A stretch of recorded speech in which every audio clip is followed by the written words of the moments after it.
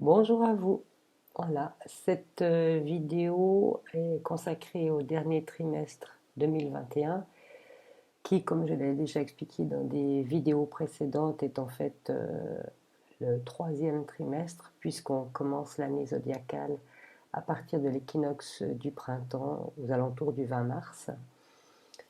Voilà, c'est juste pour qu'on s'y retrouve, question des dates. Donc ça va être ce trimestre depuis fin septembre jusqu'aux alentours de Noël. Donc j'ai monté l'ingresse de l'entrée du soleil dans le signe de la balance, puisque on considère que l'ingresse du soleil dans les signes cardinaux donne des impulsions tous les 3 mois. Et bien sûr, la première impulsion la plus importante, c'est celle qu'on a vécue au mois de mars avec l'entrée du soleil dans le signe du bélier. Maintenant, eh bien, on va parler de ce troisième trimestre 2021. Et quand on regarde la carte du ciel, on se rend compte qu'on est arrivé à un point de bascule. C'est-à-dire que toutes les forces et les énergies qui ont été mises en avant pour faire passer une certaine manière de vivre, qui a changé nos habitudes de vivre, une façon de considérer les choses avec cette crise sanitaire, eh bien, on arrive à un point vraiment, un point butoir, on ne peut pas dire ça autrement, où durant ce dernier trimestre, les choses vont commencer à partir un petit peu dans tous les sens et où on va être confronté à un durcissement qui est toujours en cours, mais en même temps à l'effondrement, au début de l'effondrement de notre système.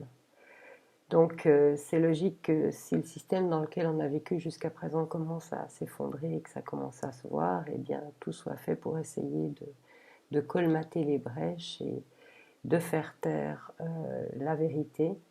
Quand on regarde le thème, il y a notamment un aspect qui est assez important parce qu'il est assez exact et fait partie d'une configuration importante qui est le carré de Mercure à Pluton. Et ce carré-là, c'est vraiment vouloir faire taire la vérité afin d'obliger la population, les populations à entrer vraiment dans un programme qui a été décidé il y a déjà un certain temps.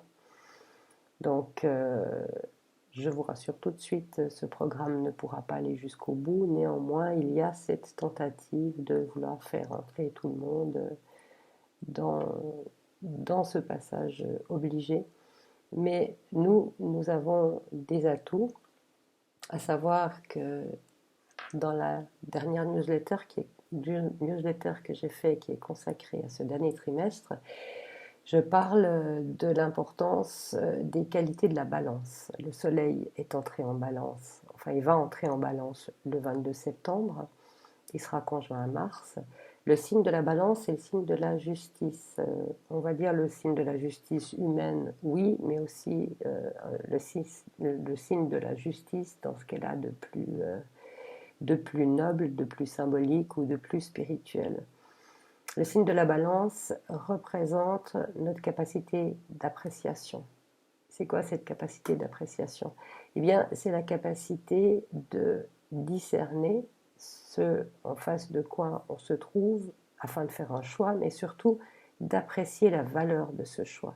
C'est pour ça qu'on parle de balance. Une balance, hein, quand on voit le symbole de la balance, on est là pour sous-peser le bien du mal, le pour du contre, enfin essayer d'être le plus équitable possible. Et c'est d'ailleurs comme ça qu'on représente la statue de la justice. Elle a un bandeau sur les yeux pour ne pas être influencée. Elle tient en général une épée qui représente le discernement et la balance avec ses deux plateaux, cette capacité d'équité, de sous-peser afin de faire un choix qui soit le plus juste possible par définition. Donc, le signe de la balance nous propose d'utiliser notre appréciation parce qu'on rentre dans une période qui va être quand même assez chaotique. Euh, Probablement que certaines informations qu'on était habitué à recevoir ne seront plus accessibles Et face à ce chaos, à cette confusion, hein, pendant le mois de septembre, depuis fin septembre, et c'est encore de l'influence maintenant, Neptune se trouve opposé au Soleil et à Mars, donc ça engendre de la confusion. Et bien dans cette confusion, il faut arriver à pouvoir garder son cap, voilà, le plus important. Et la meilleure façon de garder son cap, eh bien, c'est d'utiliser ce discernement et cette capacité d'appréciation et de rester fidèle à notre cœur. Le signe de la balance, il est lié au quatrième chakra qui est le signe du cœur. Et face aux événements qui peuvent arriver encore, parce qu'on n'a pas fini d'en avoir des nouveaux, le plus important, c'est de faire cet exercice, de faire un pas en arrière pour se recentrer et de se mettre dans la position d'être observateur pour avoir le temps de pratiquer cette appréciation. C'est-à-dire que dans cette période qui vient, il va être extrêmement important de ne pas réagir, mais d'agir. Il y a une immense différence entre réagir, qui est que quand quelque chose nous déplaît, on a envie de monter au créneau tout de suite, hein, et souvent ça nous dessert, ça se retourne contre nous. Alors que l'action, c'est le fait de oh, il y a quelque chose qui ne va pas là, qui me dérange, je fais un petit peu, je prends un pas de recul, je fais l'effort de discerner. Ensuite, j'apprécie la situation et j'apprécie aussi l'action que j'ai l'intention de mener. Je soupèse le pour et le contre.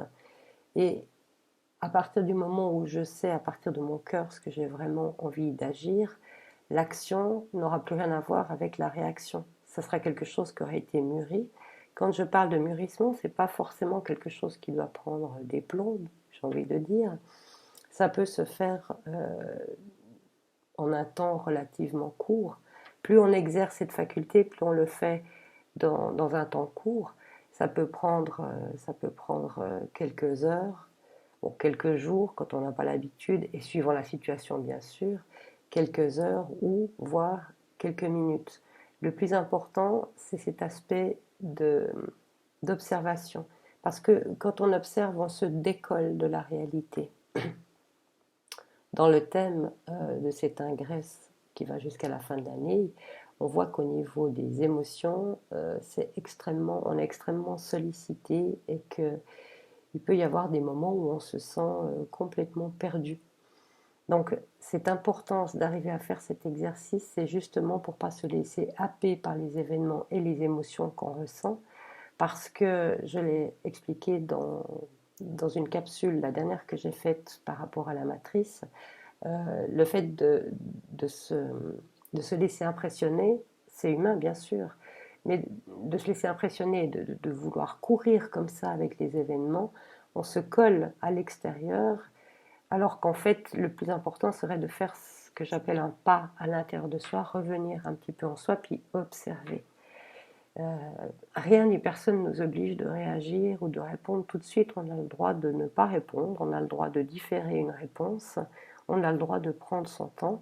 Et c'est dans ce moment-là qu'on a justement l'opportunité de pratiquer cet exercice de discernement et d'appréciation. Donc les valeurs du cœur, je le répète, on rentre dans cette dernière partie de l'année, comme chaque année d'ailleurs, avec le signe, dans le signe de la balance, quand le soleil y entre, mais le soleil y entre, encore une fois, avec Mars. Et Mars, le côté positif, c'est que c'est une énergie de feu qui permet de se redresser, qui permet de cultiver le sens de la dignité, sa souveraineté personnelle. Le soleil, c'est le souverain. Pour chacun d'entre nous, notre propre soleil, c'est notre propre souveraineté en tant qu'être libre qui pense et agit par lui-même en fonction de ses ressentis et qui suit sa propre voie. Donc cette conjonction du soleil et de Mars, il faut vraiment l'utiliser pour rechercher cette souveraineté en nous, tout ce qui peut nous permettre de ressentir qu'on est cet être souverain. Et justement, le fait de faire ce décollement par rapport à l'extérieur va nous permettre de connecter plus facilement qui on est à l'intérieur de nous et d'agir en conséquence. Et ne pas agir peut être aussi une réponse. Ou se taire peut être aussi une réponse. souvent, enfin tout est fait actuellement pour que tout aille très vite et qu'on n'ait pas le temps de réfléchir. Et c'est comme ça qu'on s'est fait entraîner dans une espèce de spirale infernale. À un moment donné, il faut arriver à sortir de cette spirale. Se donner le droit simplement de différer une réponse, se donner le moment de la réflexion et pratiquer cet exercice d'appréciation juste. C'est vraiment quelque chose qui va servir dans les temps qui viennent de prendre du recul. Donc on va vraiment être confronté à voir que le colosse qu'on connaissait a des pieds d'argile et commence à vaciller sur ses bases. Donc si les choses paraissent plus difficiles, d'autant plus qu'on va rentrer dans la période automnale, et donc il y aura moins de soleil, donc au niveau de la vitalité, ça a quand même un certain effet pour nous. Donc il va être important par rapport à cette période de d'aller vraiment faire cet exercice d'observation pour pouvoir nous ressourcer, pour pouvoir résister, mais résister avec sagesse et intelligence, et afin de mettre en route des actions nouvelles, des actions, pas attendre que les choses s'effondrent avant de commencer à créer une manière différente d'organiser même jusqu'à notre quotidien et évidemment les relations avec les autres. Les relations avec les autres, globalement, on peut dire qu'on a énormément de bienveillance. Donc il y a quelque chose au niveau de l'humanité, quand on l'apprend globalement, qui a changé. On est en train de se rendre compte que qui c'est qui mène les guerres, c'est pas les gens, c'est les gouvernements. La plupart des gens sont pacifiques et n'ont pas du tout envie d'entrer en guerre. Tout est fait pour nous monter les uns contre les autres et apparemment cette politique réussit pas aussi bien qu'elle l'aurait voulu. Et ça, je trouve que c'est déjà une victoire, c'est déjà un grand pas en avant. Et le fait de voir ça, c'est quelque chose d'important qui va nous donner de la force. Je vais également rebondir par rapport à Vénus, qui est importante, puisque c'est la planète qui est maîtresse du signe de la Balance, où se trouve le Soleil justement et Mars. Et Vénus se trouve dans le signe du Scorpion, opposé à Uranus, carré à Saturne, ce qui fait qu'elle n'est pas dans la meilleure des positions. À travers cette position-là, on peut y voir et y lire beaucoup de choses, notamment l'effondrement moral de certaines élites. Vénus en Scorpion, on dit que cette planète est en chute dans le signe, mais on peut y voir aussi des risques quant à ce que représente le domaine de Vénus quand elle est également maîtresse du Taureau, puisqu'elle est maîtresse d'Uranus dans le Taureau en même temps qu'elle est maîtresse de la Balance. Et la maîtrise sur le Taureau, c'est tout l'aspect nourricier et c'est aussi l'aspect financier. Donc, on pourrait assister à des périodes de pénurie alimentaire, de pénurie au niveau des énergies, des déplacements d'argent ou des... Voilà, enfin, je pense que le plus important, c'est pas de vous inquiéter par rapport à ça, parce que si les choses changent, elles changent pour un mieux. Euh, le monde dans lequel on est en train de se transformer. Et les choses ne seront jamais aussi terribles que ça devient impossible de vivre. Il y a une question de choix. Je reviens à ce signe de la Balance. Les choix qu'on fait actuellement sont importants et déterminent notre avenir. Quand on fait un choix consciemment avec le cœur, même si on a peur, on essaie de faire quelque chose par rapport à cette peur, ce choix a été entendu, spirituellement parlant, et on reçoit les aides qui nous sont nécessaires. Donc ce qu'il y a de plus important par rapport à ces risques de pénurie, on peut faire quelques réserves, c'est toujours plus prudent bien sûr, quelque chose comme 2-3 mois peut-être. Peut-être qu'on n'en aura pas besoin, donc c'est très bien d'avoir un petit peu d'argent liquide à la maison, c'est une bonne chose aussi. Euh, Toujours est-il que le plus important, c'est de voir au-delà. Et j'aurais presque envie de vous proposer un petit exercice que je me suis amusée à faire récemment. Euh, Parfois, quand on se promène en ville, parce qu'évidemment dans la nature on n'a pas ça, puisque la nature nous recharge, mais quand on se promène en ville, Quand on voit le comportement de certaines personnes, quand on voit certains règlements qui sont affichés un petit peu partout et qui sont dans la contrainte, eh bien, ça a tendance à nous casser le moral et on a tendance à se dire, mais c'est pas possible, ça va jamais finir, ça va faire que s'aggraver encore et encore et encore. Et si on commence à penser comme ça, oui, on va être vraiment très très mal. Maintenant, on peut faire l'exercice que je me suis amusée à faire en me disant, ah, je suis en train de voir les derniers moments d'une société qui va s'effondrer tout bientôt et qui est en train de s'effondrer. Et finalement, je fais du tourisme dans mon futur passé, dans mon passé futur, je ne sais pas comment dire ça, en me disant que je vais observer comment les choses se passent, j'observe ce qu'on nous demande, j'observe ces contraintes, j'observe ces injustices, j'observe ces choses complètement inimaginables qu'on n'aurait jamais pensé qu'on pourrait un jour nous imposer, en me disant, eh bien voilà, je suis en train de visiter cette société qui va bientôt disparaître.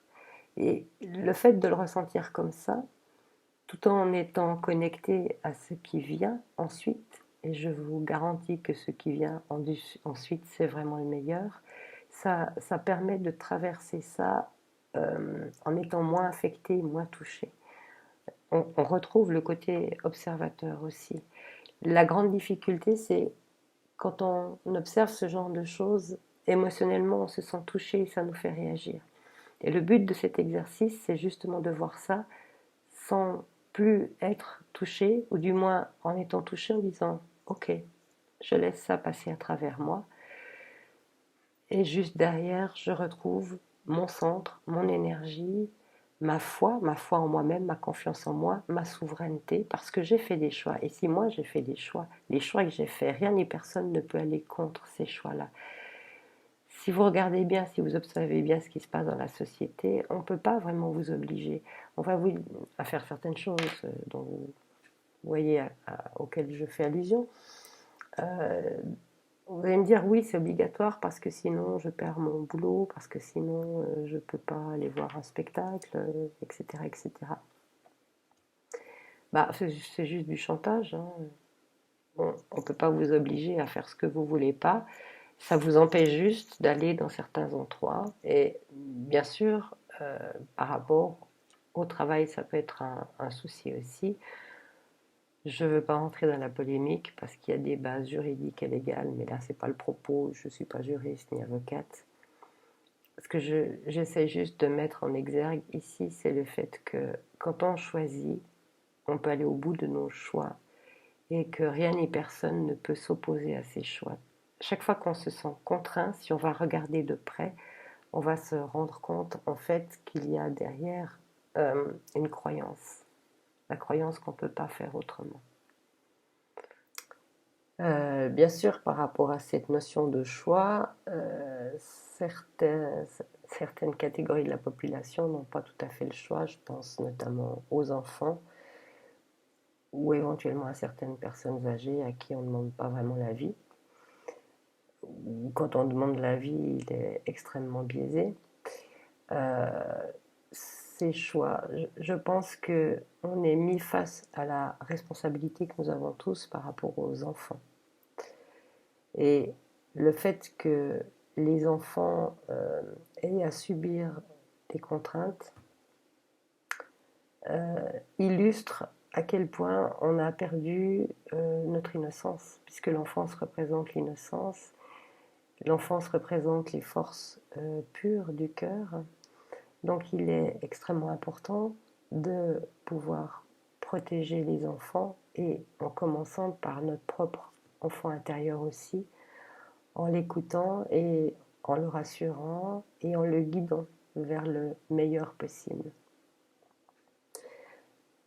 Cette situation euh, qui a extrêmement dégénéré ou qui est en train de dégénérer ne va pas se prolonger encore longtemps. Mais pour ça, il est vraiment important que chacun, en son âme et conscience, fasse ce choix de dire non, non à l'intolérable, non à l'impossible. Bien sûr, on peut mener des actions, Mais le plus important, c'est pas tant de mener des actions, parce que si elles sont de nouveau en réaction contre, parce qu'on veut changer le système, alors qu'en fait ce système s'effondre de toute façon, il vaut mieux prendre ce choix intérieurement et le tenir intérieurement et décider d'aller au bout de ce qu'on a choisi, même si ça implique un certain nombre de sacrifices, afin de pouvoir sauver le meilleur de ce que nous portons en nous, ce côté d'innocence et l'innocence que représentent les enfants dans le monde également. Là, il y a quelque chose qui est en train de basculer aussi, et qui ne va pas pouvoir durer extrêmement longtemps, parce que toucher aux enfants, c'est toucher à quelque chose qui est beaucoup trop grave pour que les gens ne réagissent pas, et encore, je devrais dire, n'agissent pas. Donc, c'est quelque chose qui permet d'éveiller les consciences. C'est surtout le reflet, comme je le disais juste avant, du fait que on a oublié notre cœur et on a oublié notre innocence. Donc, c'est l'opportunité. C'est malheureux qu'il faille en passer par là, mais c'est l'opportunité de réveiller les forces du cœur, de réveiller notre innocence et de faire nos choix en toute conscience, avec cette capacité de discernement et d'appréciation. Tout le monde ne va pas pouvoir faire ce choix, puisque certains sont trop dans le système, on va le dire comme ça, ont trop été influencés. Mais les gens qui se rendent compte que les choses ne vont pas et que cette situation est totalement anormale, puis encore, ça c'est un euphémisme, eh bien, c'est à ces gens-là, c'est-à-dire c'est à nous, de tenir nos choix et d'avoir la conviction, quoi qu'il arrive, qu'on peut traverser, et on va traverser ce qui nous attend. Donc pour résumer, ça va être une période un petit peu chaotique, une période de début du basculement du système.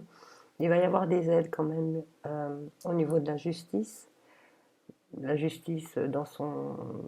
du point de vue légal, parce qu'il y a énormément de recours qui ont été déposés, et ces recours devront être traités, et par chance, une bonne partie de ceux-ci vont être reçus. Mais le temps de la justice est un temps plus long que le temps auquel on nous a habitués, à courir comme des petits lapins dans tous les sens, en fonction des, des réglementations qu'on nous donne, des règles à suivre, et de cette pression qu'on subit. Pour conclure, je trouve très important de vous dire que chacun d'entre nous est individuellement une clé pour sortir du système, une clé pour sortir de cette matrice. Le fait de sortir de cette matrice, c'est quelque chose qui a été prévu. Il faut que vous en soyez chacun individuellement convaincu et que vous ressentiez que vous êtes individuellement cette clé qui va nous permettre de sortir de la matrice. Et comment est-ce qu'on devient cette clé, ou comment est-ce qu'on se souvient qu'on est cette clé? Eh bien, c'est en ressentant notre souveraineté et en assumant nos choix. Même si parfois c'est pas facile, mais le fait de choisir, d'assumer ce choix, après avoir fait cet exercice de discernement et d'appréciation, ça donne une force incroyable, et il y a toujours une réponse spirituelle. À partir du moment où on fait un choix, qu'on l'assume, il y a toujours une réponse spirituelle. Et grâce à ça, la clé que chacun d'entre nous sommes, représentants, vont nous permettre d'ouvrir les portes du monde nouveau, qui existe déjà, je vous le rappelle. Mais voilà, ça va permettre de l'incarner encore plus profondément. Soyez une clé pour vous-même, soyez une clé pour les autres, et soyez une clé pour le monde nouveau. Et une dernière petite parenthèse de toute beauté, tandis que je commençais de faire cette vidéo, il y a des cigognes qui sont venues, elles étaient peut-être une trentaine, dans le champ juste en dessous de notre village. Et ben voilà, le symbolisme de la cigogne, c'est le symbolisme de la joie, du plaisir, des enfants aussi, et ça annonce toujours des très bonnes nouvelles. Donc, je trouvais que le clin d'œil de la part de l'univers était vraiment sympathique et je voulais vous en faire part. Je vais vous mettre une image, quelques images de ces cigognes. Voilà. À tout bientôt. Merci. Je vous retrouve bientôt. Bye bye.